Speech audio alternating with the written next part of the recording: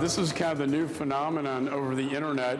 The terrorists now have a new generation are adapting to the internet to not only recruit, train, teach how to make, in this case, pressure cooker bombs, but also give directives over Twitter accounts to thousands of Americans who are already here in the United States.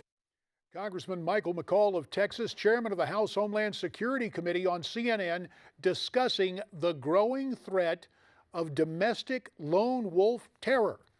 This as a couple of additional plots apparently have been foiled. First, according to reports, a college student, Muntar Omar Saleh, was conspiring with ISIS to attack New York City landmarks and a bridge.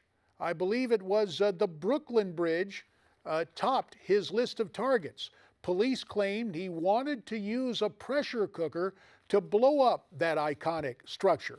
Joining us now via Skype from Barcelona, Spain, where it's pretty early in the morning, former New York police detective Thomas Ruskin. Tom, we had that situation with a college student, and then this afternoon an FBI agent was attacked.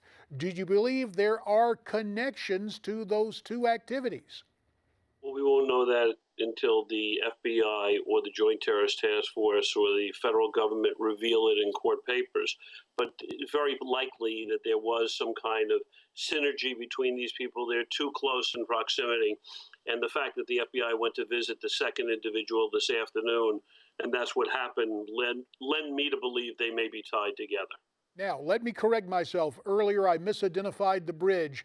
Apparently, the college student had been captured because he was apparently casing the George Washington Bridge. Now, reports tell us he was picked up on the second occasion.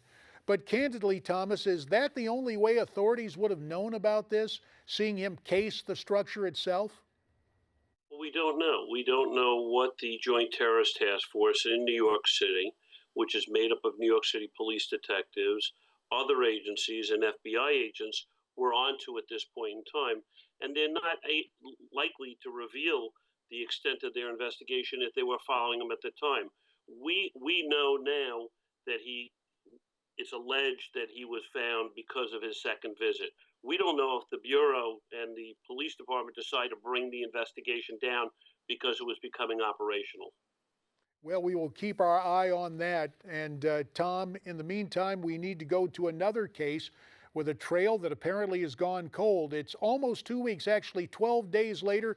The two convicted murderers who escaped from the Clinton Correctional Facility in upstate New York have not been caught.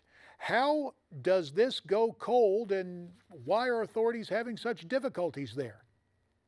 Well, the reason that the authorities are having difficulties there is because there's not much of a trail, which may mean that these guys are camping out in the woods. If they had been seen in public or in urban centers, most likely they would have gotten more reports. If they had ripped off a car, if they had stolen someone's money, if they had broken into a house, unless it's an abandoned house or a summer house and someone hasn't been up there, that's the reason that the trail may have been cold. Trust me, law enforcement authorities in New York State and otherwise will catch these two murderers. And with all the allocation of resources there, what is it, at least $1 million a day? Is there a situation where the state police and others will have to rethink the manpower devoted to this? About 30 seconds. Not a chance in the world. The state police, federal authorities, local police departments will track these guys. They will find them, and budgetary items come second in a case like this. And we heard the sheriff in that area saying he hoped that he would be the one to finally catch them.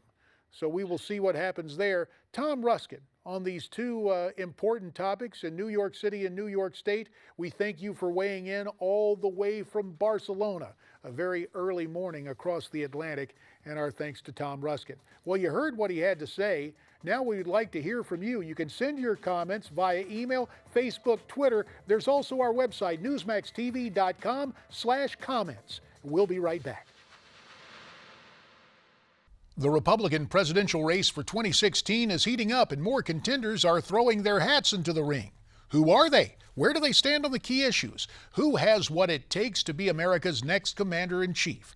Newsmax answers with Decision 2016, the GOP race for the White House. This voter's guide is this year's must-read for every conservative, and it's 100% free. Nothing to buy, no credit card required. Just go to newsmax.com/GOP 2016.